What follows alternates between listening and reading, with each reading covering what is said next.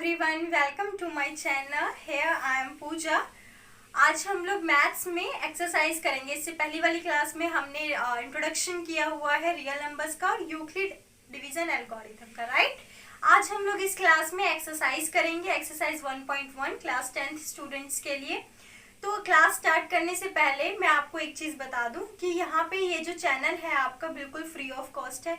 यहाँ कोई आपको अलग से पेमेंट करने की ज़रूरत नहीं पड़ेगी, कोई अलग से आपको सब्सक्रिप्शन नहीं लेना। सिर्फ एक काम करना है कि सिर्फ सब्सक्राइब बटन पर आपको क्लिक करना है। आपको ये चैनल सब्सक्राइब करना है। और क्यों करना है? ताकि आपको वीडियो जल्दी से जल्दी जो भी अपलोड करूँ मैं वीडियो वो आप तक जल्दी पहुँच जाए और ताकि आप अच्छे से समझ सके, ठीक है। तो चलिए क्लास स्टार्ट करते हैं। तो आपको मैं बता दूं कि एक्सरसाइज 1.1 में जो आपका फर्स्ट क्वेश्चन है वो क्या है कि use Euclid division algorithm to find the HCF of. मैंने जब आपको यूक्लिड की एल्गोरिथम बताई थी तब मैंने आपको कहा था कि उन्होंने एक ऐसा तरीका बताया था जिससे हम एचसीएफ फाइंड कर सकते थे। HCF you all know, highest common factor. तो जो अब हम देखेंगे कि डिवाइड करते करते हम एचसीएफ कैसे निकालेंगे, राइट। तो चलिए फर्स्ट क्वेश्चन मैं आपको बता दूं। फर्स्ट पार्ट आपका क्या है, 135 एंड 225। अब इन दोनों का मुझे एचसीएफ निकालना है। तो पहले हम डिवाइड का प्रोसीजर करेंगे, ठीक है। आप लोगों को पता है बड़ी डिजिट हमेशा कहाँ पे आती है, डिविडेंड में आती है ना। उसके बाद 135 ये हमारा डिवाइजर, ठीक है। अब हम इसको डिवाइड करेंगे। मुझे डिवाइड की प्रोसेस आपको बताने की जरूरत नहीं है, आपने छोटी क्लासेस में कर रखा है, राइट। फिर भी मैं आपको बता दूं, जो स्टूडेंट्स भूल गए होंगे, ठीक है, उनके लिए बता दूं कि 2 to 5। अब यहाँ पे 135 में हम क्या मल्टीप्लाई करेंगे कि 2 to 5 आए या फिर उससे छोटा है। तो अगर हम 135 को 2 से करेंगे तब तो बड़ी डिजिट आ जाएंगी। तो हम 135 को 135 मल्टीप्लाई 1 से करेंगे 135। अब यहाँ पे 0, 12 में से 3 गया तो 9। फिर अब देखो ये 135 ने इस 225 को पूरी तरह डिवाइड नहीं किया। मैंने कहा था कि पूरी तरह डिवाइड कब होगा, जब आपका रिमाइंडर 0 आ जाएगा, राइट। बट यहाँ पे इसने 135 ने 225 को डिवाइड नहीं किया कंप्लीटली। तो अब हम क्या करेंगे, इस डिवाइजर को 135 को अब हम डिविडेंड में रख लेंगे, ठीक है। अब फिर हम डिवाइड का प्रोसीजर करेंगे। 90 को 2 से करेंगे तो बड़ी डिजिट आ जाएगी, तो हम 90 को फिर 1 से ही करेंगे और 90 ही लिख लेंगे। फिर 5, 13 में से 9 गया तो 4, राइट। अब इस 90 ने भी 135 को कंप्लीट डिवाइड नहीं किया, तो आप क्या करेंगे, इसको फिर से अब 90 को अब अंदर रख लेंगे।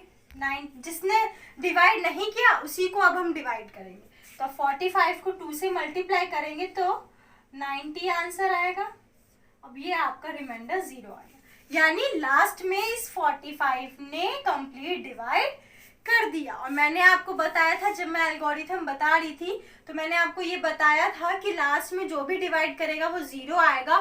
तो जो लास्ट वाले का डिवाइजर होता है वो आपका क्या हो जाता है, एचसीएफ। तो यहाँ पे आपका एचसीएफ आ गया 45, ठीक है। अब तो हमने ये डिवाइड के प्रोसीजर से कर लिया, लेकिन जो यूक्लिड ने एल्गोरिथम दिया था उसमें उन्होंने कहा था कि A = BQ + R। मतलब ये उन्होंने स्टैंडर्ड फॉर्म दी थी किसकी, डिवीजन की, ठीक है। A यहाँ पे नंबर, B यहाँ पे डिवाइजर, Q यहाँ पे क्वोशिएंट और R यहाँ पे रिमाइंडर। अब हम इस इक्वेशन में इस पूरे डिवीजन को पुट करेंगे। कैसे करेंगे, A नंबर है आपका तो 2 to 5 = डिवाइजर 135, क्वोशिएंट यहाँ 1 प्लस रिमाइंडर क्या आया 90, राइट। अब फिर 135 नंबर, क्वोशिएंट डिवाइजर यहाँ पे 90 मल्टीप्लाई 1 प्लस रिमाइंडर क्या आया 45। फिर यहाँ 90 number, divisor 45 into 2 plus reminder क्या आया 0। तो यहाँ रिमाइंडर 0 आ गया, डिवाइजर हमारा एचसीएफ हो गया। बस ये आपका क्वेश्चन हो गया अब यहाँ पे कंप्लीट। तो आपको इसमें कुछ भी नहीं करना था, राइट। सिर्फ आपको डिवाइड करनी थी और जो यूक्लिड ने हमें स्टैंडर्ड फॉर्म दे रखा है उसमें पुट करना था। और हमें ये पता होना चाहिए कि लास्ट में डिवाइड में जो भी आंसर 0 आता है, जहाँ पे डिवाइड हमारी कंप्लीट हो जाती है, वहाँ का जो लास्ट वाला डिवाइजर होता है वही आपका एचसीएफ हो जाता है, ठीक है। तो तो नेक्स्ट सेकंड क्वेश्चन करते हैं आप। जो आपका फर्स्ट क्वेश्चन का मैंने फर्स्ट पार्ट करवाया है, उसके जो बाकी पार्ट्स हैं आप खुद करेंगे, ठीक है। अब आ जाइए क्वेश्चन नंबर 2 पे। इसमें क्या बोल रखा है कि आपको शो करना है कि कोई भी पॉजिटिव ऑड इंटीजर होगा वो या तो 6q+1 की फॉर्म में होगा, या 6q+3 की फॉर्म में होगा, या 6q+5 की फॉर्म में होगा, जहाँ पे q आपका कोई भी इंटीजर होगा, ठीक है। आपको ये शो करना है। तो चलिए इसको सॉल्व करते हैं। तो यूक्लिड का ने जो दे रखा था स्टैंडर्ड फॉर्म वो bq+r था। अगर हमने को नंबर ले लिया तो ये 6q+1 एक सपोज कर ले, क्योंकि हमें ये शो करना है तो हमने यही ले लिया। अब यहाँ पे देखो, जो ये b आपको मैंने बता रखा है कि b क्या होता है, हमारा डिवाइजर होता है। तो यहाँ पे 6 क्या है, डिवाइजर है। अब यहाँ पे रिमाइंडर क्या क्या हो सकता है, आपको एक चीज पता है कि रिमाइंडर जो है हमेशा डिवाइजर से छोटा होगा या इक्वल होगा 0 के, ठीक है। तो यहाँ पे आपका क्या हो सकता है, 6q+0, ठीक है, 6q+1, 6q+2, 6q+3, 6q+4, 6q+5। अगर आपका डिवाइजर 6 है तो रिमाइंडर हमेशा 0 से 5 के बीच में होगा। अब हम इसको सॉल्व करेंगे कि ओड ही इंटीजर को हमें वो करना है, शो करना है ना। तो चलिए हम इसको देखते हैं। पहला ये 6q+0 वाले को, ठीक है, ये तो मैंने एग्जांपल के लिए लिया था 6q+0 वाले को। अब यहाँ पे ये 6q है। अब 6q को अगर मैं तोड़ूंगी तो 2 × 3q लिख सकते हैं, कोई दिक्कत? कोई दिक्कत नहीं है। 3 2 जा 6, 6q हो जाएगा, यही आ जाएगा। मैंने इसको तोड़ दिया तो ठीक है। तो अब यहाँ पे देखो ये 3q 2 के मल्टीपल है, तो 2 के मल्टीपल है, और 2 हमारा क्या होता है, इवन नंबर होता है। तो यहाँ पे हम क्या कर देंगे, इवन है ये, ओके। उसके बाद ये 1 तो ऑलरेडी ऑड हो गया, ये 2 का अब हम देखेंगे। अब ये 6q+2 है, 6q+2, तो हम यहाँ पे कर सकते हैं 2 × 3q+1, ऐसे कर सकते हैं ना। 3 2 जा 6q + 2 1 जा 2, तो 6q+2 है, ऐसे भी आ जाएगा। और मैंने इसको ऐसे फैक्टराइज करा, ब्रेक किया इसको, तो ऐसे भी कर सकते हैं। अब यहाँ भी इसका जो मल्टीपल है वो 2 आ रहा है, और 2 हमारा इवन होता है, तो ये भी हमारा इवन। उसके बाद ये 3 तो ऑलरेडी हमारा ऑड है। उसके बाद ये 6q+4 को, अब इसको भी फैक्टराइज कर लेते हैं। इसको फैक्टराइज करेंगे तो 2 × 3q+2, 3 2 जा 6, 6q+2 2 जा 4, 6q+4। अब यहाँ पे इसका भी मल्टीपल 2 आ रहा है, तो 2 भी अब यहाँ भी इवन हो गया, तो ये भी इवन। और हमें इवन वाले को ही छोड़ के ऑड वाले देख रहे थे। ऑड में कौन कौन से आ गए, 6q+1 ये वाला आ गया, ठीक है, 6q+3 और 6q+5, 6q+3, 6q+5। हमें यही सॉल्व करना था, प्रूफ करना था। यहाँ पे q कोई इंटीजर है, बस हमने प्रूफ कर दिया। यहाँ पे ये क्वेश्चन खत्म। तो अब देखिए इतना इजी क्वेश्चन था, इसमें कुछ भी नहीं है, और बच्चे इसी में कंफ्यूज होते हैं। तो अब आप लोगों को अच्छे से समझ में आ गया होगा। अब और अच्छे से समझ में आएगा जब हम फोर्थ क्वेश्चन करेंगे। थर्ड वाला क्वेश्चन सिंपल है, वो आप खुद करेंगे। अब मैं आपको फोर्थ करवाऊंगी। तो चलिए अब हम फोर्थ क्वेश्चन करेंगे। फोर्थ क्वेश्चन में भी आपको यूक्लिड का लेमा लगाना है, और आपको क्या करना है कि 3m+1 को सॉल्व करना है स्क्वायर करके। मतलब आपको बोला कि कोई भी नंबर को जब हम स्क्वायर करेंगे तो वो इसकी फॉर्म में आएंगे, जहाँ m जो होगा वो कोई ना कोई इंटीजर होगा, कोई नंबर होगा, ठीक है। आपको एनसीईआरटी की बुक में हिंट में भी गिवन है कि आप इसको 3q+1 लेकर कर सकते हैं सॉल्व। तो चलिए हम इसको सॉल्व करते हैं। अब ध्यान देना इस बात का कि आपको यूक्लिड का ही लगाना है, तो आप क्या लगाओगे, a = bq+r, ठीक है। अब आपको 3q+r, जैसे अगर मैं मान लो a को नंबर ले रही हूँ, a को n मान रही हूँ नंबर, तो हम 3q+r लिख सकते हैं, ठीक है। आपको हिंट में भी दे रखा है।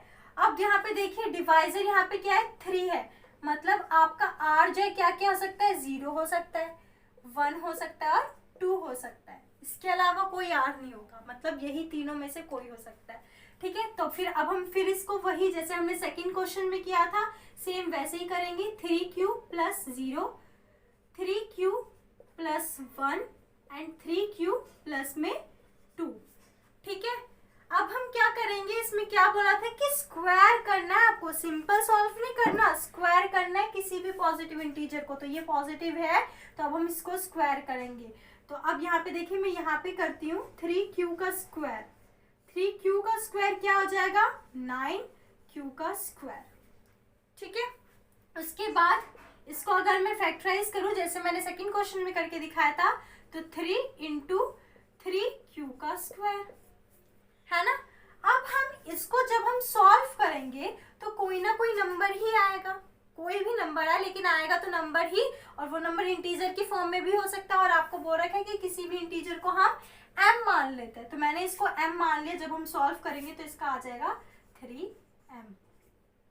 ठीक है, अब आ जाइए 3q प्लस 1 को स्क्वायर करेंगे। अब इसको जब हम स्क्वायर करेंगे तो ये किसकी फॉर्म में खुल जाएगा a प्लस बी के होल क्यूब में।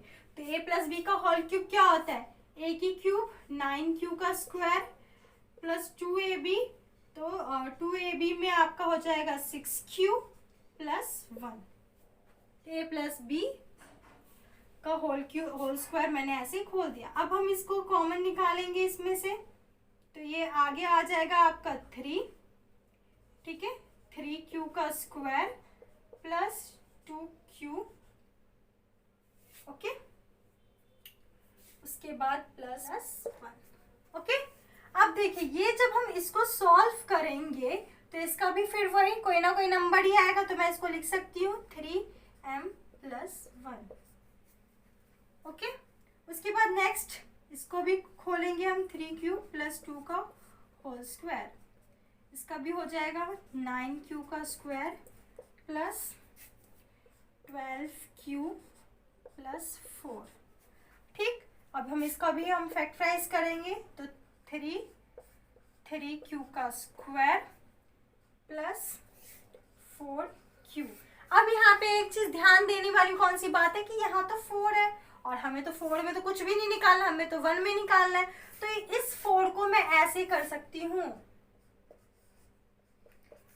क्यों करूंगी, यहाँ पे देखो 3 को प्लस 1 करूंगी तो 3 को जब मैं मल्टीप्लाई करूंगी 1 से तो 3, ठीक है, और फिर 3 में प्लस 1 कर दूंगी तो 4 हो जाएगा। तो मैं इसीलिए ऐसे फैक्टराइज मैंने कर दिया। ठीक है, आगे समझ में। उसके बाद जब हम इसको सॉल्व करेंगे तो इसकी भी m ही आएगी वैल्यू, तो इसकी भी 3m प्लस 1। तो हमें यही चीज सॉल्व करनी थी, 3m प्लस 1, 3m प्लस 1। तो हमें बस यही सॉल्व करना था, हमने कर दिया। हमने यही शो करना था और हमने ये चीज कर दी। तो कुछ भी था इस क्वेश्चन में, सिर्फ स्क्वायर करना था और आपको फैक्टराइज ऐसे करके फिर बताना था। अब जो इसका जो नेक्स्ट क्वेश्चन है सेम तरीका वही है, यही तरीका आप लोग अपनाएंगे, लेकिन उसमें स्क्वायर की जगह आपको क्या करना है क्यूब। आप क्यूब को एक्सपेंड करेंगे और आपका सॉल्यूशन निकल जाएगा जिस फॉर्म में आपको मांगा हुआ। तो यहीं पे आपका एक्सरसाइज 1.1 जो है कंप्लीट हुआ। आई होप आप लोगों को समझ में आया होगा, कॉन्सेप्ट के थ्रू आपको समझाया गया है अच्छे से। तो आप लोग अब खुद प्रैक्टिस करिएगा, कोई भी डाउट हो आप कमेंट में मेंशन करिएगा। ठीक है, नेक्स्ट वीडियो में हम कुछ नया करेंगे, कुछ और सब्जेक्ट की भी कर सकते हैं हम, ज़रूरी नहीं है कि हम मैथ्स ही करेंगे। ठीक है, तो बाकी सब्जेक्ट्स को अगर देखना है, आपको वीडियो पसंद आई हो तो लाइक करिएगा, शेयर करिए अपने फ्रेंड्स को। Keep learning.